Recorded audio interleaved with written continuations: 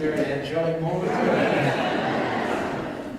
In 1992, a gentleman named Gary Chapman wrote a book called The 5 Love Languages. How many people have ever read The 5 Love Languages?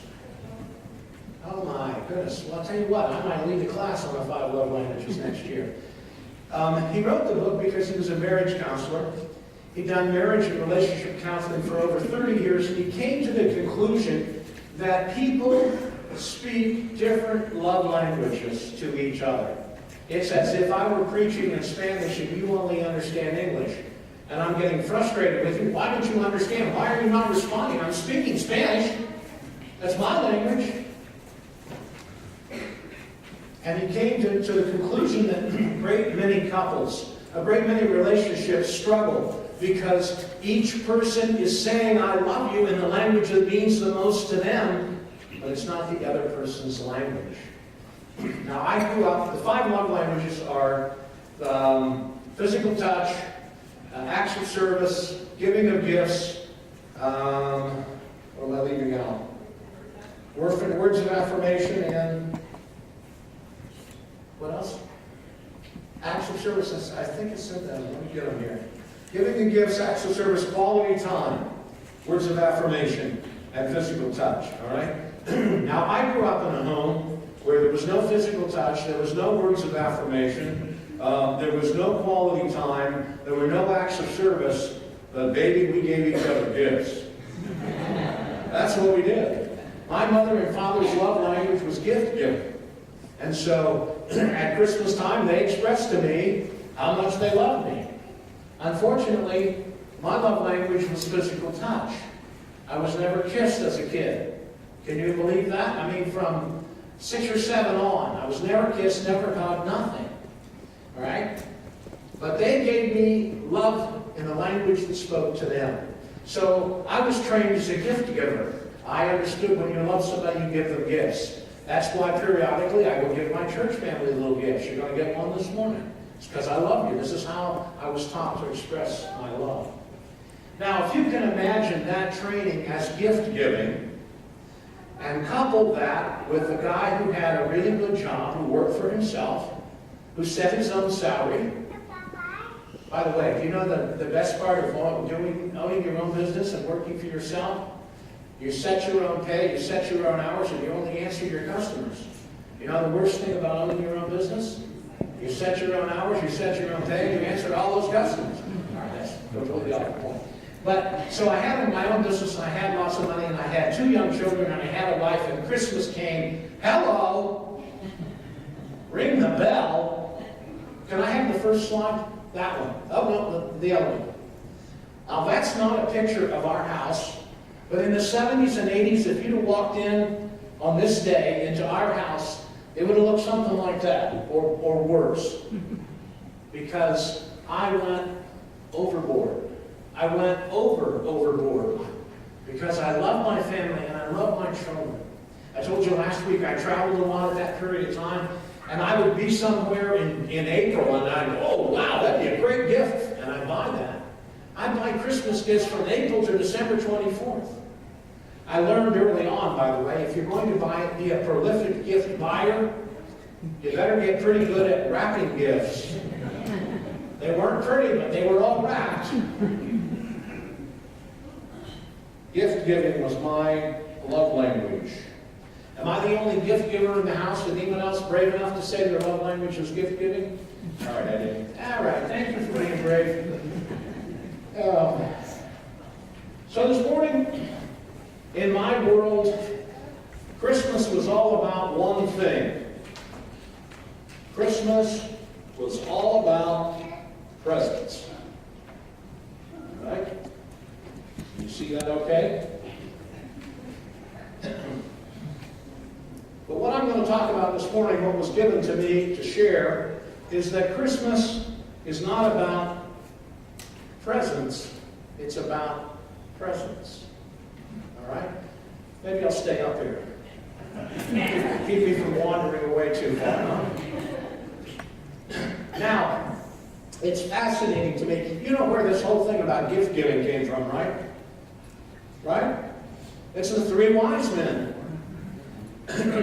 So let's read that passage of Scripture just for fun. That's part of the Christmas story. We might as well read that. Now, after Jesus was born in Bethlehem of Judea in the days of Herod the king, Magi from the east arrived in Jerusalem, saying, "Where is he who was born King of the Jews? For we saw his star in the east and have come to worship him." When Herod the king heard this, he was troubled, and all of Jerusalem with him. Gathering together all the chief priests and the scribes of the people, he inquired of them where the Messiah was to be born. And they said to him, "In Bethlehem of Judea. For this is what has been written by the prophet. And you, Bethlehem, land of Judah, are by no means least among the leaders of Judah. For out of you shall come forth a ruler who will shepherd my people Israel." Then Herod secretly called the Magi and determined from them the exact time that the star appeared. And he sent them to Bethlehem, and he said, "Go and search carefully for the child, and when you have found him, report to me, so that I too may come and worship him." After hearing the king, they went their way, and the star which they had seen in the east went on before them until it came and stood over the place where the child was.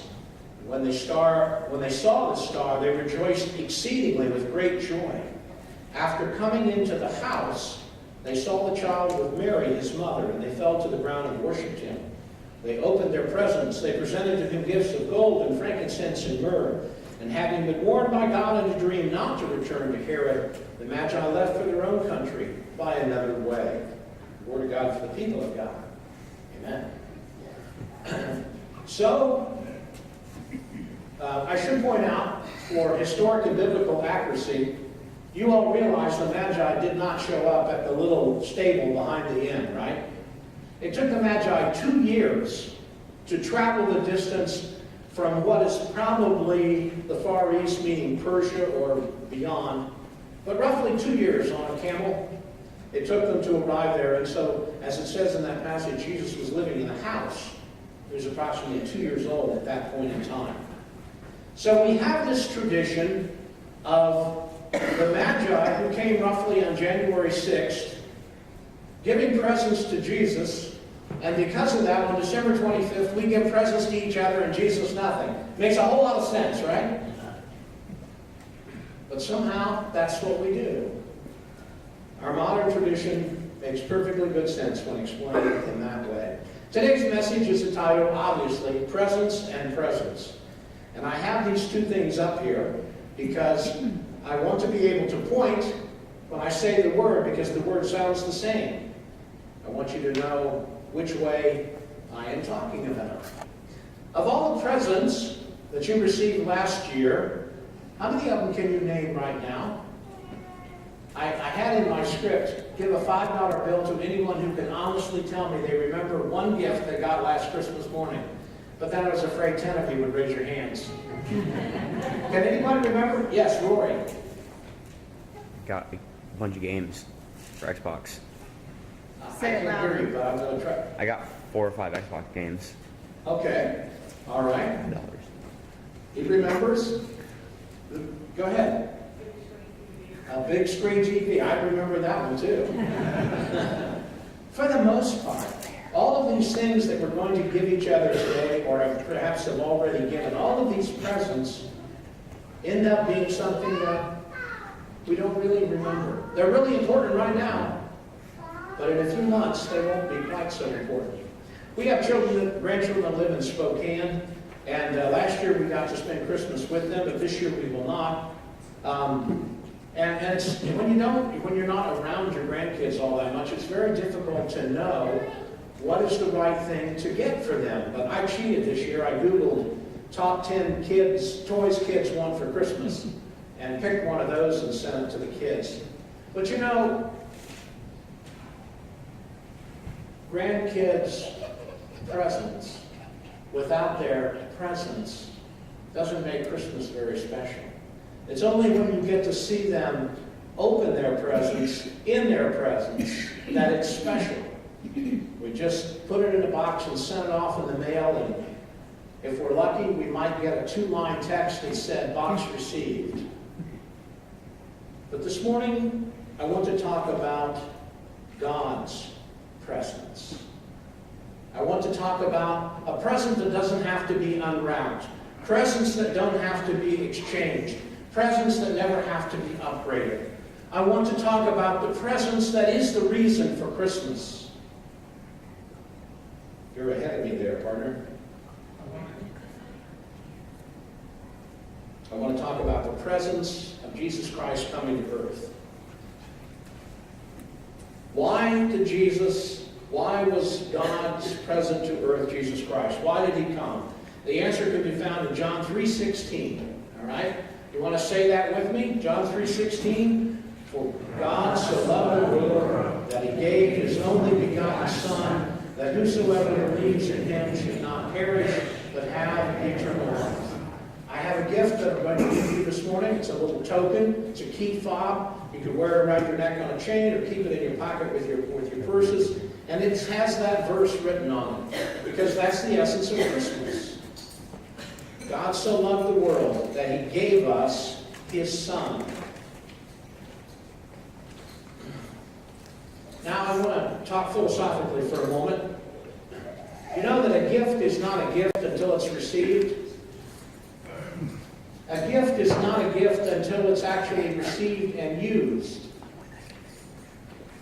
A gift that you got last Christmas that you opened up and you looked at and said, oh, that's nice, and you put it on the closet shelf in the hallway, and there it sat for the last 12 months, or 12 years. Was that a gift received?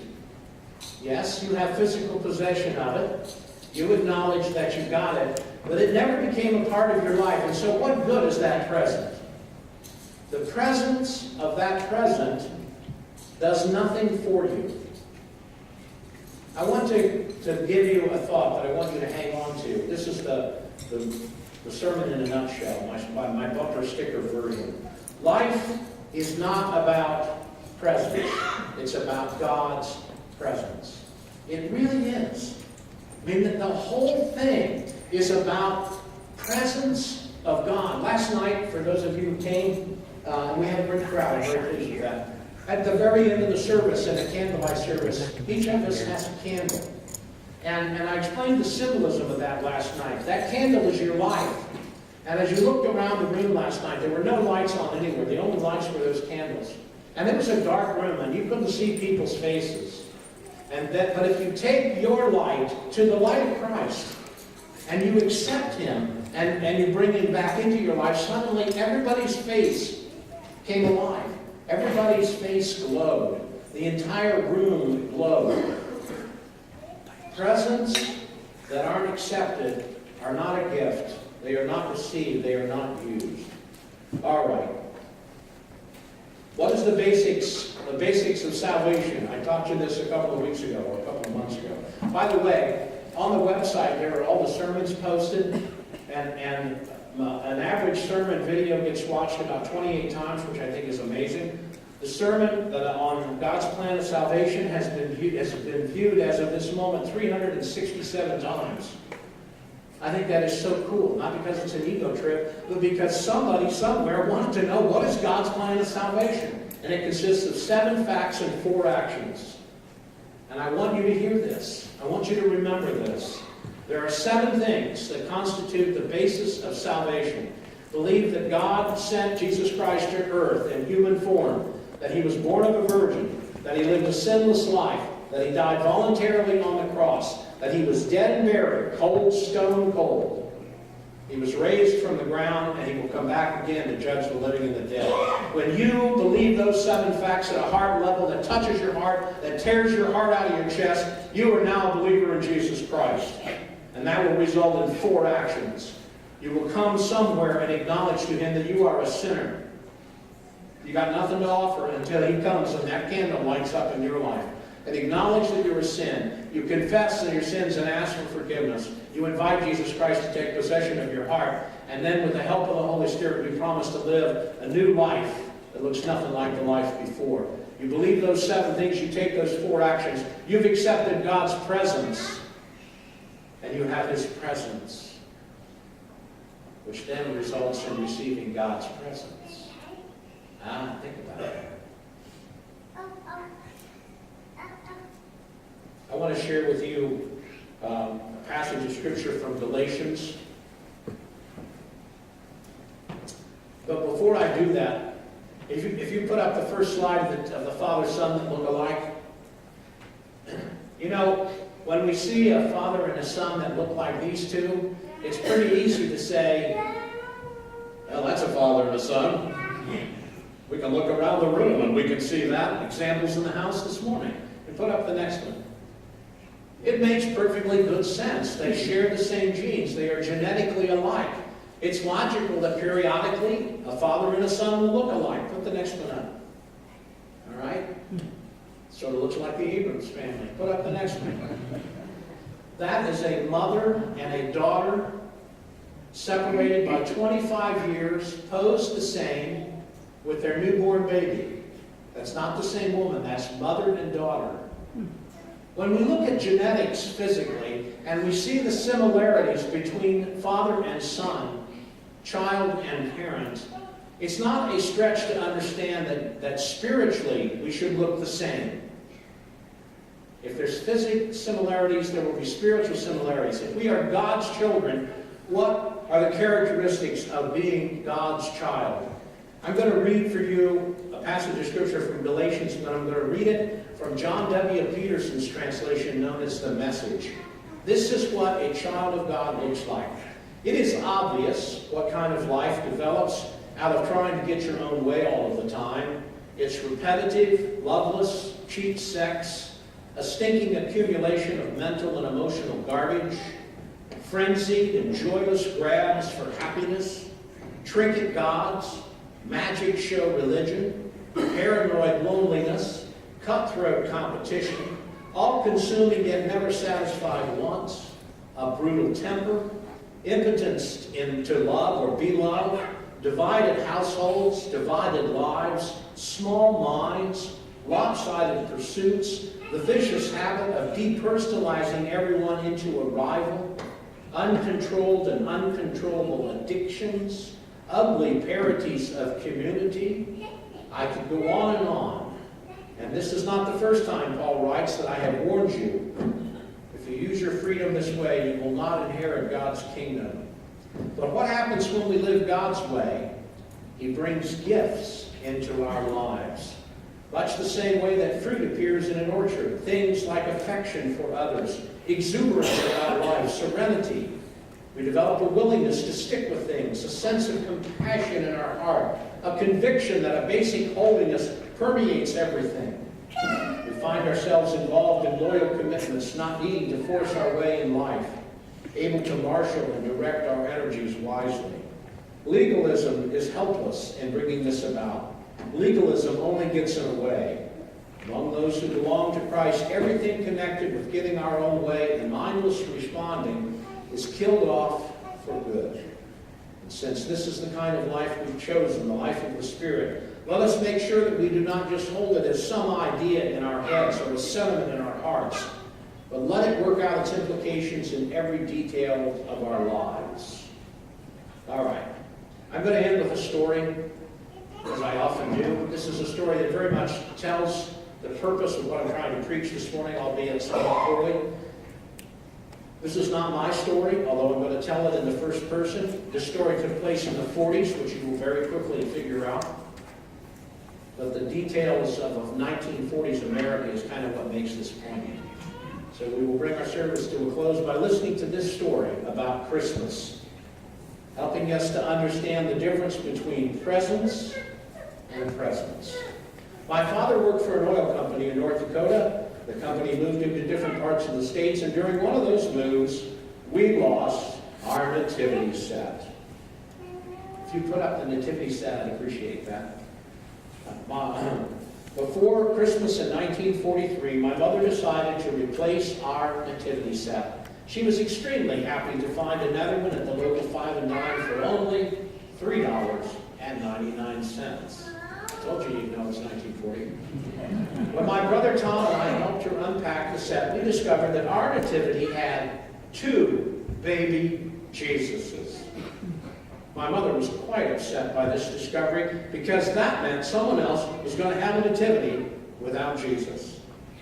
She made the decision that the set Missing Jesus must still be in the variety store in our little town in North Dakota. So she sent my brother and I back down there to the owner to explain the problem.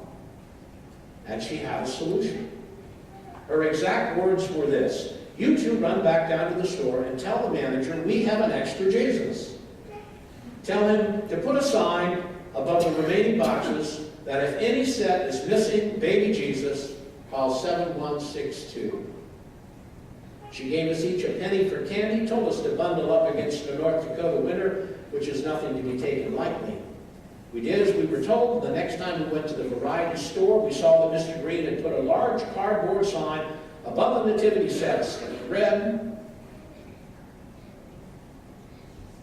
"If you're missing Jesus, call 7162.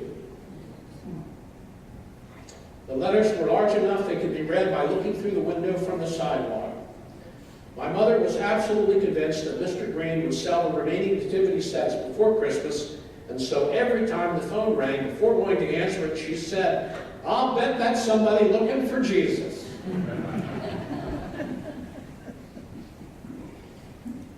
But it never was. My father tried to reassure her, saying those sets were probably sold to every variety store from here to Walla Walla, Washington, and the one missing Jesus could be just about anywhere. But my mother wasn't the least bit deterred. It had to be at our variety store. Dad suggested she just put the extra Jesus back in the box and forget the whole thing, but she was mortified. Jesus would not go back in the box. Christmas Eve rolled around with no phone call about the missing Jesus, but my mother was so bothered by this fact that she insisted on Christmas Eve that my father get on his heavy coat and walk down to the variety store and see if there were any sets left unsold. Despite all of his protests and his arguments, it meant not a thing, and she insisted. He bundled himself up, took Tommy and I, and said, "Let's go for a walk and look at the Christmas lights, and while we're out there, we'll look at the variety store." When we finally got to the store, all the sets were gone, but the sign was still quite visible. We turned around and walked back home to tell Mom the good news, but when we got home, she wasn't there. We decided, well, finally someone has called about baby Jesus, and she's off delivering the baby. We had no more come to this conclusion when the phone rang. Dad said, "Well, at least we know it's not about the missing Jesus," before he picked up the phone. But in a way, it was, because it was Mom. "You need to come down to 205 Chestnut Street as fast as you can. Bring blankets and a box of cookies and a bottle of milk, and don't forget your toolbox." It's Christmas Eve. Dad was completely confused. Chestnut Street was 8 blocks away and certainly on the wrong side of the tracks. What was Mom doing there? And why did he need his toolbox on Christmas Eve? But having lived with my mother as many years as he had, he got his toolbox, he got the box of cookies, he got the carton of milk, he got on his old pickup truck, and we all drove to 205 Chestnut Street. The house at that address turned out to be the darkest one on the block. Only one tiny candle light was visible through the window. The moment we stepped onto the porch, my mother opened the door of the house, called back into the darkness, and said, "They're here. Things will be better now." She told me to take the milk and cookies to the kitchen. She told my dad to bring my toolbox in and go to the basement. There is no heat in this house, and this young mother is so upset she doesn't know what to do. Her husband walked out on her and left her and these poor children with nothing. The least we could do is fix their furnace so they have some heat, and I told them you could fix anything, so go fix the furnace. And of course, Dad went into the basement. Turns out the husband of the house had packed everything up into a small truck while his wife and kids were away for a while, and when they returned, almost every piece of furniture, bedding, clothing, toys, and all the appliances were gone. They'd been living hand to mouth as the mother worked out odd jobs to piece together a few bucks to try to keep them alive. And it was walking back from one of those jobs that she saw a sign in the variety store that said, "If you need Jesus, call 7162.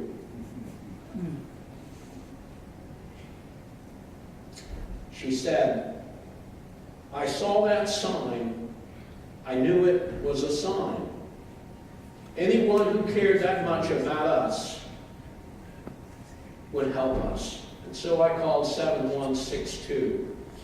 I stopped at the next phone booth and called your number. Thank you for coming to help. My mother warmed up the milk and put the cookies on the plate and came into the living room to find two kids who until that point were totally hidden under blankets. Their eyes were as big as saucers when they saw the warm milk and the homemade cookies. The only sign of Christmas in the entire place was the extra Jesus my mother had brought. One of the children began to cry, not able to understand why there were strangers in their house. My mother picked him up and began to sing Christmas carols to him as she walked through the house and gently rocked him as she did. Soon he quieted down enough to enjoy one of the cookies and the milk. About that time, my dad came out of the basement to announce the furnace was fixed, but there wasn't much kerosene, so he would make some calls when he got home and see if he could take care of that. And soon thereafter, we all left and went home. As soon as we got in our house, Dad was on the phone making calls. It was after 7 on Christmas Eve, but he quickly rounded up kerosene and a Christmas tree and groceries and clothing and toys. It was a Christmas Eve like I will never forget. We took them everything that we could find that might make them a better Christmas, and we wrapped it up before we delivered it. We were making trips, multiple trips with Dad in his old pickup truck. We got to ride through town on the back of the truck. We looked up at the stars as we drove from house to house, picking up all the things. You should have seen the look on the face of the young family when we brought them Christmas. No one ever called about the missing baby Jesus in our nativity set, but as I grew older and wiser, I realized the sign was not for them. It was for the family. That we brought God's presence in the form of presents. Today's message was about these two words. His presence is ours when we accept His presence. May I have the next slide? And the next one, please. The first present was sending His Son to earth to be born of a virgin in human form. Next slide. The next one was dying on the cross for our sins. Next slide. And the next gift was His resurrection, which proves that we too will be resurrected. May I have the next slide? His next gift was His grace, His willingness to forgive. And may I have the next one? Because of His presence, we receive His presence, which are hope, peace, love, faith. I want you to understand there's absolutely nothing wrong with giving presents. But that's not what Christmas is about. Christmas is about accepting God's presence, to receive His presence, to be His presence to the world, like the family in the story. When we become His, accept His presence, we become presents to the world in which we live. I hope you enjoyed that and gave you food for thought. Let's bow our heads. Holy Father, thank you for this message and for help us to remember that life is not about the chasing of things or presents. It's about coming to understand who you are, to be in a relationship with you, to understand that there is really a way to reach through the curtain of time and have a relationship with the eternal being that created this earth. I pray, Father, for every soul in this room, that they will one day, if they have not already, come to the point where they accept your presence in their lives. These things I ask in the name of Jesus Christ. Amen.